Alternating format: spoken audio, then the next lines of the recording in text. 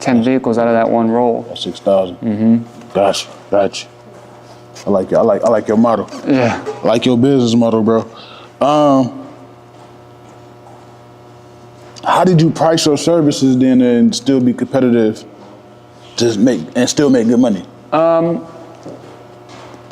So I kind of price them in a way to where I know I'm making a certain amount on each job when taking into account the labor costs, my rent, obviously, all this everything that I pay for.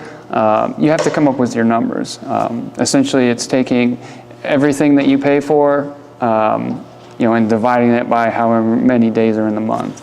And I'll give you your number that you need to meet every day. For me to make a profit, where I am now, I need to make, it's like $890 some a day to pay all my bills, to pay my employees. And be profitable. Yes. So that's pretty much how I came up with my prices. I try to do 4 cars a day minimum, and that'll get me to be profitable every day.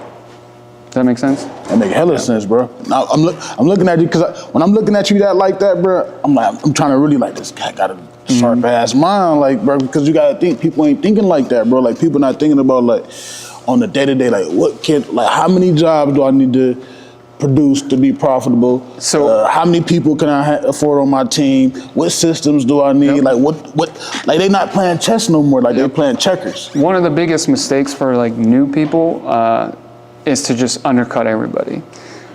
I don't agree with that, because then you're really selling yourself short, and then it's not giving you enough motivation to do the best that you can. You know what I mean?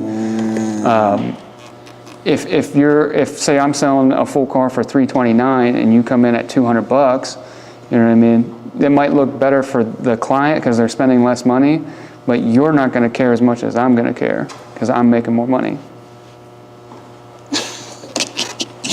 I bet you writing these gems down, man. He dropping them. Yeah, bro. You definitely.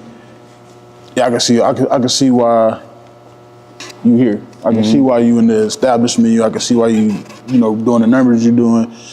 Even that, I thought that was paint before. Yeah. Cause you got to think when we was over there talking, I can't see the top of the car. You're like, nah, we putting that on. Oh shit, that's the goal. You can't even tell it's a wrap. Yep, that's the goal with that, is to make it look like it's paint. Yeah, I would have never. You could have lied to me just like, nah, bro. That's I would have been like, oh, cool. You feel what I'm saying? Oh, but yeah, good work, definitely good work.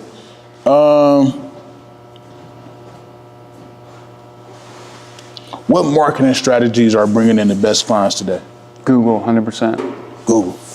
Hands down. That's all I do. Google and word of mouth. Those are the 2 best ones. As long as your clients are happy, they're going to talk about you. Word of mouth bring you the cheapest. Not when I say cheapest, I don't mean those bargain and satisfied clients. I mean Google ads, you got to pay for the clients, but the word of mouth, you getting that's free client. Them free clients you get. How do you balance working on the business versus working in the business?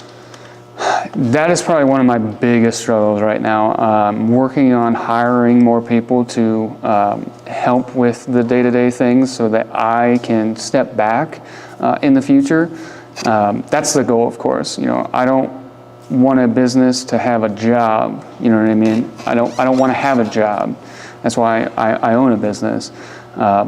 But having the right people in the right places to make sure that it can run and I can go on a vacation for 3 months or whatever the case is. Yeah. That's tough. But hiring the right people is the key for that. Training people from the ground up is, in my opinion, is the best way to do it.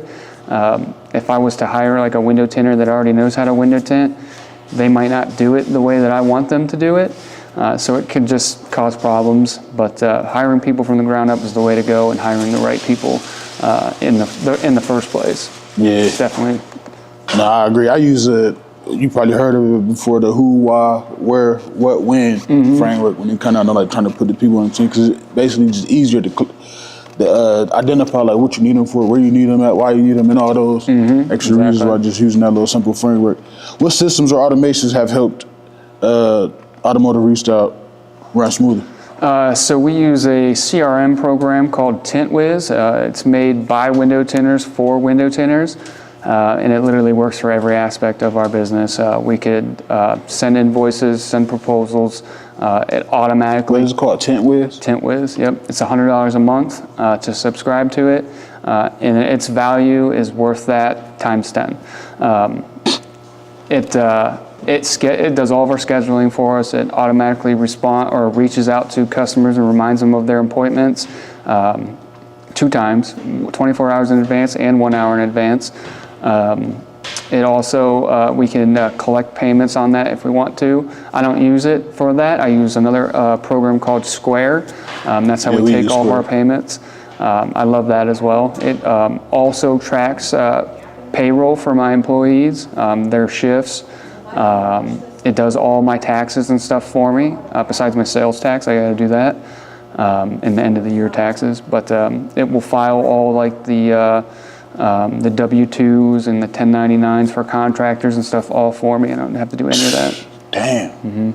That's sweet. And all for $100 a month?